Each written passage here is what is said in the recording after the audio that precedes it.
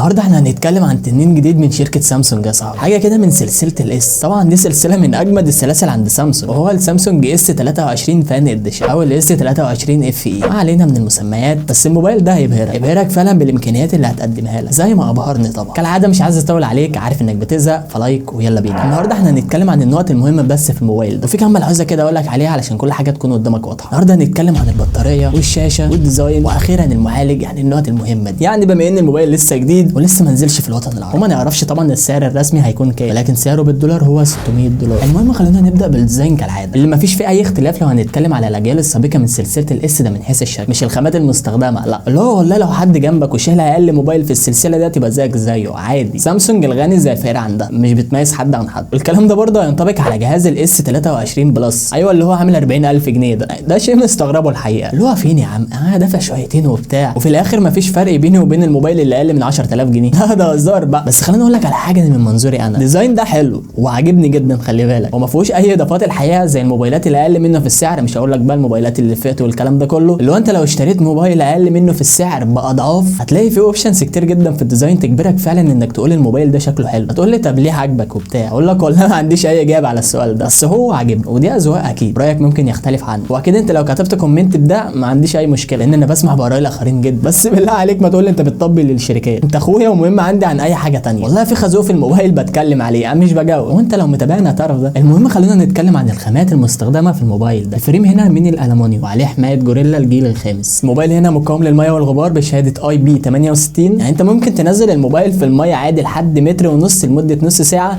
الموبايل عادي مش هيقول لك لا معايا. تعالوا نتكلم عن الشاشه بقى. عندك شاشه هنا 6.4 انش، حوافي لحد ما كبيره مع ثقب الكاميرا السيلفي. ما علينا من شكل الشاشه هنا جايه من النوع دايناميك اموليد 2 اكس فول اتش دي بلس، معدل تحديث بيوصل ل 120 هرتز على مستوى سطوع 1450 نتس كاقصى سطوع، بالاضافه طبعا للتقنيات اللي الشاشه بتدعمها زي خاصيه الاون ديسبلاي وتقنيه الاتش دي ار 10 بلس، وده حمايه العين وبتدعم اكتر من 16 لون. بس بعيدا عن التقنيات اللي بتقدمها شركه سامسونج في شاشه الموبايل ده، الا ان اداء الشاشات في موبايلات سامسونج بشكل عام ممتازه جدا. تقريبا ما فيش اي مقارنه اتعملت غير لما فعلا ان سامسونج اتفوقت فعلا في النقطه دي عن اي موبايل تاني حرفيا. هتاخد ساتوريشن وبرايتنس لو بتشاهد محتوى على يوتيوب والكلام ده بشكل ممتاز جدا الحقيقه، هتستمتع فعلا وانت بتشاهد اي حاجه على الموبايل ده، واكيد ده اللي متوقع في الفئه دي وده اللي مستنيه في اي موبايل موجود بالسعر ده العادي، يعني مش حاجه نادره بقى والكلام ده، لا بس فعلا شاشات سامسونج ممتازه، يعني من حيث بقى تشبع الالوان والبرايتنس اداء شاشه ممتاز، مع طبعا 120 هرتز هتشوف سلاسه كبيره جدا في السكرولنج، وعندك سطوع بيوصل ل 1450 نتس، ده يساعدك بشكل كبير جدا انك تستخدم الموبايل عادي تحت الشمس. عدد ممتاز الحقيقه ومش هيواجهك اي مشكله في النقطه دي. عموما هتاخد تجربه شاشه محترمه جدا، بالاضافه طبعا لصوت السماعات اللي هيضيف لك جدا وانت بتشاهد اي محتوى. صوت السماعات هنا ستيريو مش مونو.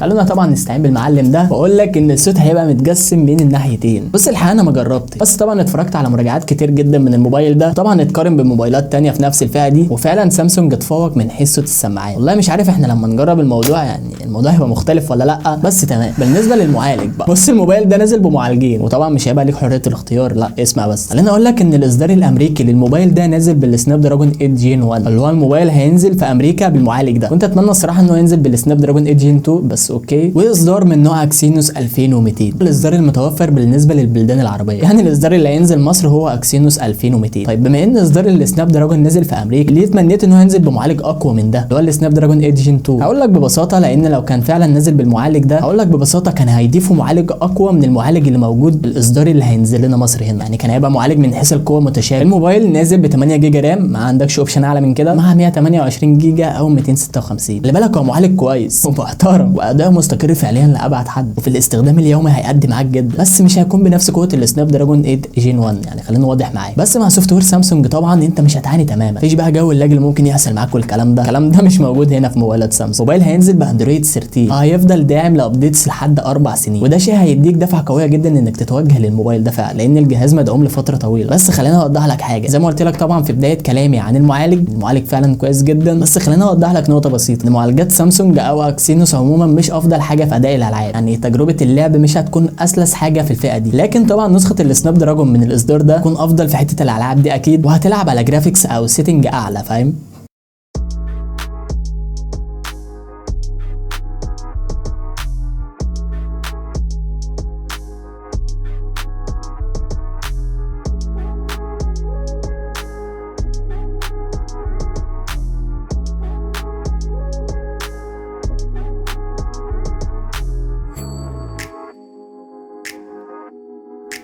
بالنسبه للبطاريه بقى، بالنسبه للبطاريه وسرعه الشحن اسوأ حاجه في الدنيا في سامسونج. عندك هنا بطاريه 4500 ملي امبير اهو، هي بطاريه كويسه بس ده بالنسبه لحجم الجهاز بس، مش بالنسبه لنا. هي بكل تاكيد مش الاقوى في الفئات دي، بس مش ده الاسوأ والله يا معلم. عندك سرعه شحن بتوصل ل 25 واط بس. لا انا مش عارف يعني انا بقولها وانا منبهر ليه كده، بس قشطه ما علينا. كمان الشحن مش جاي في علبه الموبايل، ده المعتاد من سامسونج. البطاريه هنا بتشحن ببطء كبير برغم ان سعه البطاريه مش كبيره. يعني كويس ان هو والله 4500 ملي امبير، يعني لو الموبايل كان نزل مثلا ب 5000 ملي امبير او الارقام الخياليه اللي احنا بقينا نشوفها في الوقت الحالي، صدقني مع سرعه الشحن دي احنا هنعاني. فهي سعه بطاريه يعني تمام بالنسبه لسرعه الشحن طبعا. يعني مع سامسونج في النقطه دي مش موضوع نتناقش فيه اصلا، لان ده من اقل معدلات سرعه الشحن في العالم. حاله او وضع الاستغراب اللي احنا كنا بنتحط فيه لما فعلا بنسمع الارقام دي خلاص يعني شكرا انتهى. سامسونج خلاص عودتنا على كده، يعني بتقول لك ان انا هديك موبايل فعلا قيمه مقابل سعر، او موبايل كويس عموما افكس لوضع الاسعار ده، بس لا مش كل حاجه علينا، فخلي ده عليك يعني مش حوار، مشي الدنيا. يعني ده مبدا من سامسونج واحنا خلاص اتعودنا عليه وماشيين عليه. فانت كده كده لو اشتريت الموبايل ده معلم تضطر طبعا انك تشتري اكسسوارات والكلام ده، ومش دي الكارثه اكيد او اللي مش هتزعلنا جامد قد سرعه الشحن اللي جايه ب 25 واط بس، في حين ان المنافسين جايين بارقام خياليه حرفيا. ومش بس كده، معدل شحن بطيء جدا بالنسبه للمنافسين اللي بربع سعر. احنا حاليا بنشوف في الفئه دي يعني 100 واط وحاجات غريبه جدا الصراحه، وده عادي. سامسونج في النقطه دي الصراحه متاخره جامد، واتمنى طبعا ان هم يطوروا في الحته دي. الموبايل ما فيهوش كمان حساس تقارب، ودي حاجه طبعا ممكن تضايقك في الموبايل ده. طيب خلينا نتكلم عن الكاميرا بقى. عندك كاميرا اساسيه 50 ميجا بكسل بفتحه عدسه اف 1.8 مع دعم المثبت البصري. الكاميرا الثانيه تيليفوتو 8 ميجا بكسل بفتحه عدسه اف 2.4 بتوصل ل 3 اكس اوبتيكال. اخيرا كاميرا البورتريه 12 ميجا بكسل. وعندك اوبشن في تصوير الفيديوز بيوصل ل 8K 24 فريم في الثانيه، بس انت في الغالب مش هتستخدم الاوبشن ده كتير او مش هتستخدمه خالص اصلا. يعني انا حتى لو معايا موبايل بيدعم الاوبشن ده، انا بما اني بصور فيديوز كتير، بس ده طبعا عايز شاشه 8K، وغير كده كمان اني محتاج جهاز تنين عشان اقدر امنتج الفيديو ده. يعني والله انا بصور فول اتش دي اصلا والموبايل بيقول لي المساحه، والجهاز طبعا يعني على الكواليتي ده بيموت وانا بمنتج الفيديو عليه. يعني اللي ممكن تعتمد عليه بشكل كبير جدا هو وضع ال 4K 60 فريم، اوبشن كويس جدا وهتطلع منه كواليتي ممتازه. بالنسبه لنتائج الصور اللي هتاخدها من الاس 23 اف اي، صور فعليا كلها تفاصيل وشارب، تشبع الالوان هنا لطيف جدا، وده المعتاد من سامسونج الحقيقه. والتليفوتو دي من ضمن المميزات اللي هتاخدها من الموبايل ده، لان في موبايلات في الفئه دي اصلا ما فيهاش كاميرا تليفوتو، فوجود اوبشن زي ده الحقيقه شيء ممتاز. تجربه الكاميرات الحقيقه كويسه جدا، سواء بقى ليل او نهار هتاخد فعلا تجربه مميزه جدا، كل ظروف من ظروف الاضاءه. ولكن برده مش هقدر احكم عليها بشكل كبير غير بتجربتي الفعليه لوضع الكاميرات. يعني خليني واضح معاك، بالنسبه للسيلفي 10 ميجا بكسل، كاميرا الى حد ما كويسه. بس كده يا معلم. طبعا لو انت لسه ما عملتش لايك ولا سبسكرايب ولا كومنت حلو، فاتمنى تنزل تعمل دلوقتي، ده لو لسه ما عملتش يعني. بس كده اشوفك الحلقه الجايه على خير باذن الله،